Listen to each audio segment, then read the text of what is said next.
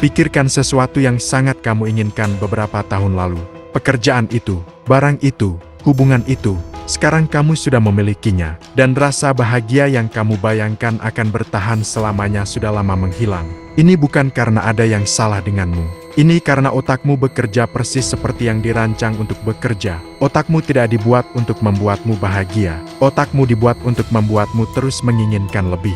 Setiap kali kamu mencapai sesuatu, rasa puas itu sengaja dibuat sementara, seolah ada tangan tak terlihat yang menarik kembali kebahagiaanmu, tepat setelah kamu meraihnya, dan tangan itu adalah otakmu sendiri.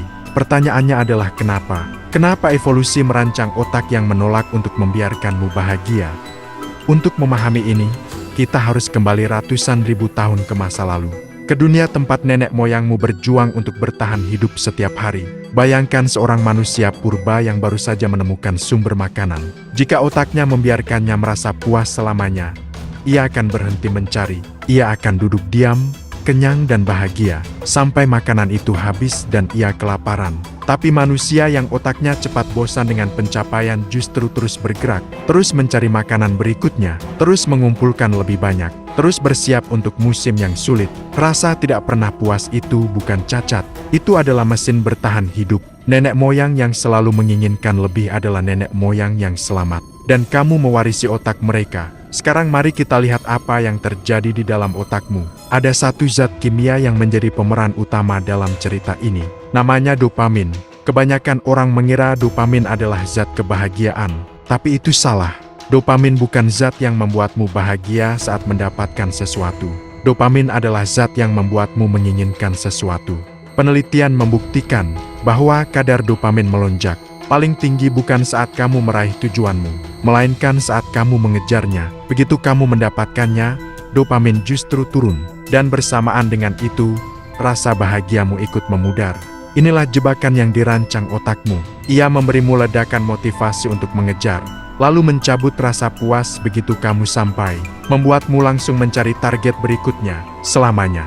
Tapi ini bukan bagian yang paling mengejutkan. Bagian yang paling gelap adalah bahwa sistem ini bisa dieksploitasi.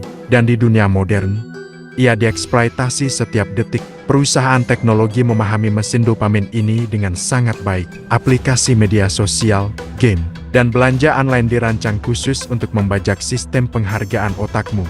Mereka memberimu ledakan dopamin kecil yang tak pernah benar-benar memuaskan, agar kamu terus kembali. Setiap notifikasi, setiap like, setiap scroll adalah tarikan kecil pada tuas dopaminmu. Kamu merasa hampir puas, tapi tidak pernah benar-benar puas. Dan itulah yang mereka inginkan.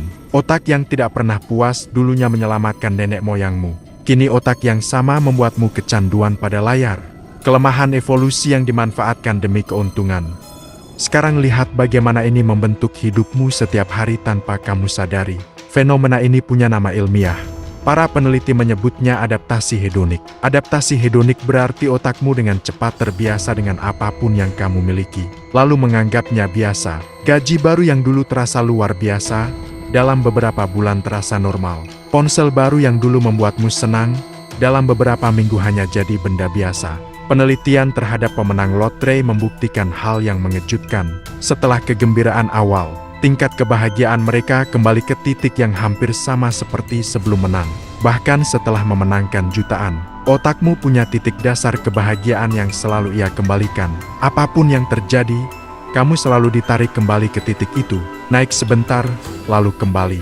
Jadi, apakah kita ditakdirkan untuk tidak pernah bahagia? Tidak, justru memahami cara kerja otak ini memberimu kekuatan untuk melawannya. Pertama, berhenti mengejar kebahagiaan dari pencapaian berikutnya, karena sains membuktikan rasa puas itu akan selalu memudar. Kebahagiaan sejati bukan di garis akhir, melainkan dalam perjalanan mengejarnya. Nikmati prosesnya, bukan hanya hasilnya. Kedua, latih rasa syukur. Penelitian menunjukkan bahwa secara sadar menghargai apa yang sudah kamu miliki dapat melawan adaptasi hedonik. Rasa syukur memaksa otakmu untuk berhenti sejenak dan benar-benar merasakan, alih-alih langsung mencari yang berikutnya. Ketiga, kurangi hal-hal yang membajak dopaminmu. Semakin sedikit ledakan dopamin buatan dari layar, semakin peka otakmu terhadap kebahagiaan sederhana yang nyata.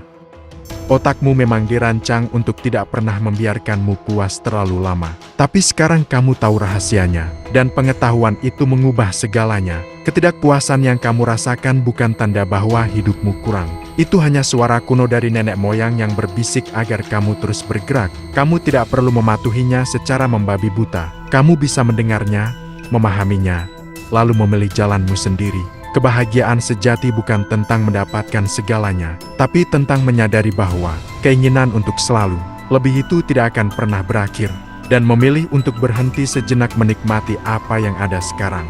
Karena mungkin hidup yang bahagia bukanlah hidup tanpa keinginan, melainkan hidup di mana kamu tidak lagi diperbudak olehnya.